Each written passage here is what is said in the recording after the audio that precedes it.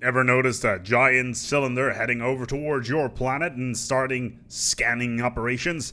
Well, looks like you have just been visited by the Enigmatic cylinder, and it's a rather interesting one. First of all, it randomly spawns at the start of the game from any of the gateways. That can be a broken one, a under construction one, an L gate, and whatnot. And like I mentioned at the start of the game, first thing it does, it tries to find a nearby civilization to scan, which is one planet per civilization. This includes primitives. Now keep that in mind before we continue here. Now the cache will scan every civilization in the galaxy. If you're a very large galaxy, if you're playing on a very large one, this event chain may take a while. If it gets shot at by any of these civilizations, it will consider these civilizations to be quote-unquote scanned and move on towards the next location. It will either be destroyed or jumped out. It's not particularly impressive when it comes to its weapon systems. If the cache is in orbit of a planet, it has arrived, you will get a little event saying, there's a cache here. Okay, that's interesting. Let's go and study it. I have the opportunity to do so. But yeah, you also get a modifier on the planet, which is a 30% bonus to tile resources in all three tech categories. That's physics, society, and engineering. As I mentioned, we'll get a special project, which basically will say, we don't understand what the hell's going on there, but here's some engineering research. I guess that is cool. But yeah, and that is effectively it. And then sooner or later, it will mosey on its way. Apparently it has scanned whatever it's needed to scan and goes towards the next civilization to scan. Now initially, when I was playing the game, I thought by myself, this is it, right? There is nothing more. How wrong I was. Turns out that once the enigmatic cache is done scanning every civilization in the game, it will find the weakest of the space empires and pay them a visit. And this can be you as well. Basically what it does is it says hello in various ways, shapes, or form. It turns out it has a name. It's well, let's take a look. It's Baldur 43 of the Lavosian Endangered Xeno Preservative Grand. Yeah, he has basically gone around the entire galaxy and scan everything.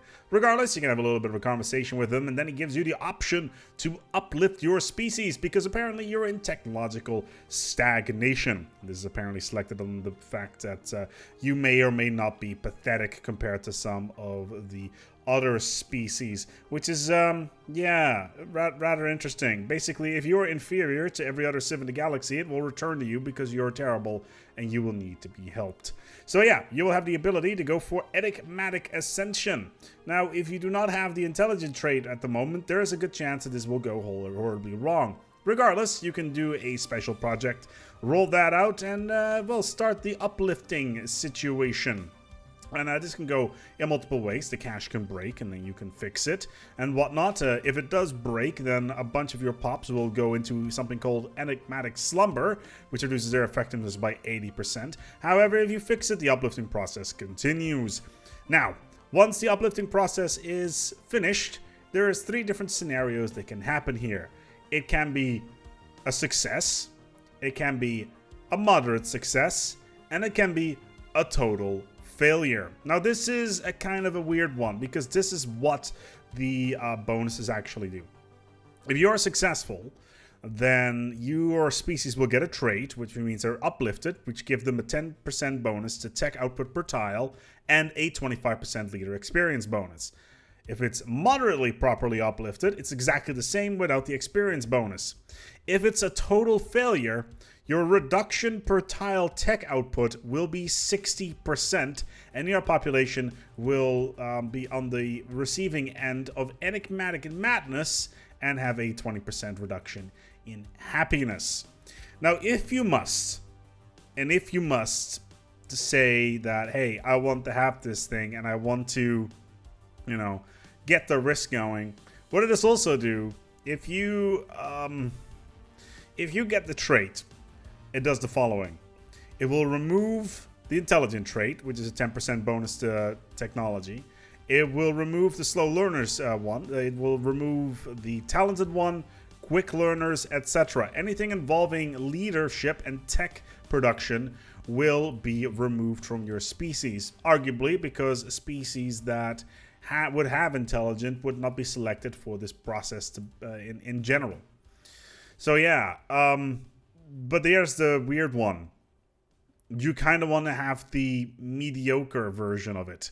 Why? Because the perfect version of the trait does not allow you to biologically, genetically modify your species to allow for erudite, whereas the moderately one does.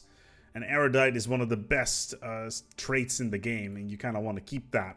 So yeah, the good version does not allow you to get erudite, and the moderate one does. So like I mentioned, you kind of want to have the moderate one. Once this is done, the enigmatic cache will move on, and you will be set with your new trait. Good times. That was the enigmatic cache. I know, it's a little bit weird. Do you really want this? Well, if you are terrible, you have a species with only negative traits, sure, go ahead, then it's fine. If you are a species that it's hyper intelligent and somehow this happens to you, just tell them no. It's not a good idea. Don't get me wrong, the enigmatic cache looks baller as hell, but is it really worth it? I don't know.